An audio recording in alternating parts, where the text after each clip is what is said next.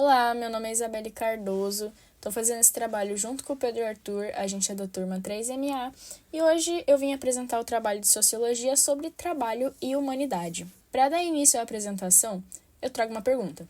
Você já parou para pensar em como o trabalho influencia a nossa vida? Praticamente tudo ao nosso redor está relacionado ao trabalho de alguém.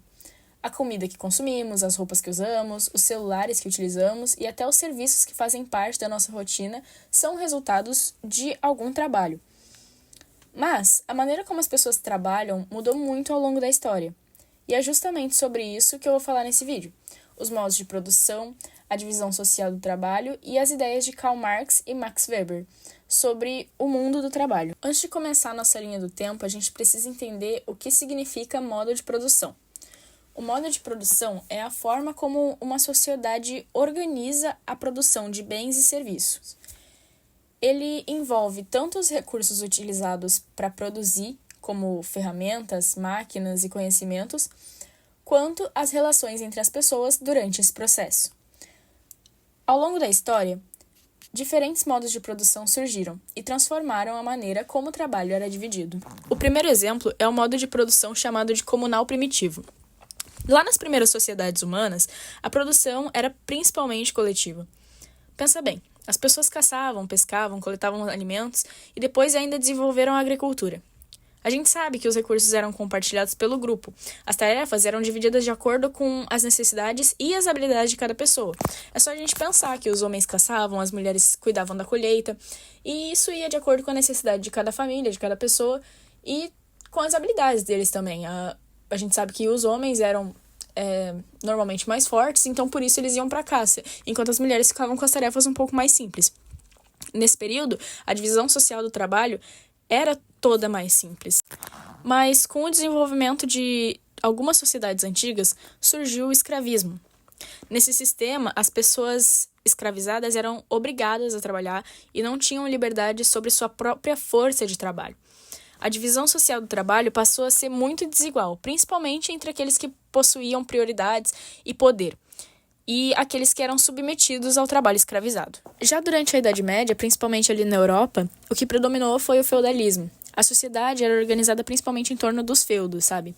Os servos trabalhavam nas terras dos senhores feudais e, em troca, recebiam o direito de usar parte daquelas terras e proteção. Nessa época, a posição social tinha uma grande influência sobre o tipo de trabalho que ia ser realizado por cada pessoa.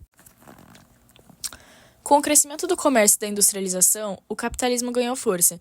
Nesse sistema, a produção é organizada principalmente em torno da propriedade privada, do mercado e da busca pelo lucro. O trabalho assalariado se tornou predominante. Com as fábricas, a divisão de trabalho ficou cada vez mais especializada. Cada trabalhador passou a realizar uma determinada etapa do processo de produção. Isso aumentou a produtividade, mas também criou novas desigualdades e conflitos entre os trabalhadores e os proprietários. Depois disso, quem surgiu foi o socialismo. Ele veio principalmente como uma crítica a essas desigualdades do capitalismo, sabe? A proposta socialista era uma busca por maior participação coletiva na propriedade e no controle de meios de produção, assim tentando reduzir as desigualdades sociais. Ao longo da história, diferentes experiências socialistas foram desenvolvidas, e elas apresentaram características diferentes entre si. Por isso, é importante entender o socialismo também como um conjunto de ideias e propostas que questionam a organização capitalista da produção. Observando essa linha do tempo, a gente pode perceber que a divisão social do trabalho foi ficando cada vez mais complexa. Nas sociedades comunais, as tarefas estavam principalmente relacionadas à sobrevivência do grupo.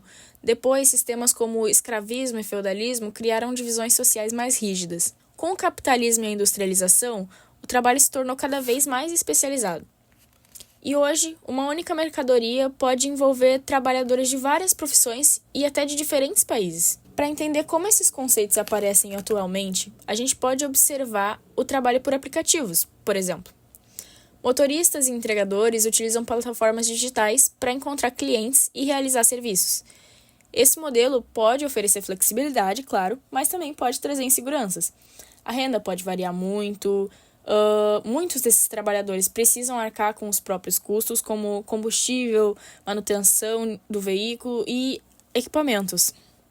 E É nesse ponto que a gente pode relacionar essa realidade com as ideias de Karl Marx. Para Karl Marx, a sociedade capitalista é marcada pela divisão entre classes sociais com interesses diferentes. De uma forma geral, Marx destacou a relação entre a burguesia, que controla os meios de produção, e o proletariado, que vende sua força de trabalho. Um conceito bem importante é a mais-valia. A mais-valia corresponde ao valor produzido pelo trabalhador, que ultrapassa aquilo que é necessário para sua remuneração e que pode ser apropriado pelo proprietário dos meios de produção. Mas Marx também desenvolveu a ideia da luta de classes. Ela representa os conflitos entre grupos que ocupam posições diferentes dentro do mesmo sistema de produção, sabe? No caso dos aplicativos, a gente pode relacionar essa ideia aos conflitos envolvendo remuneração, taxas, direitos trabalhistas e condições de trabalho.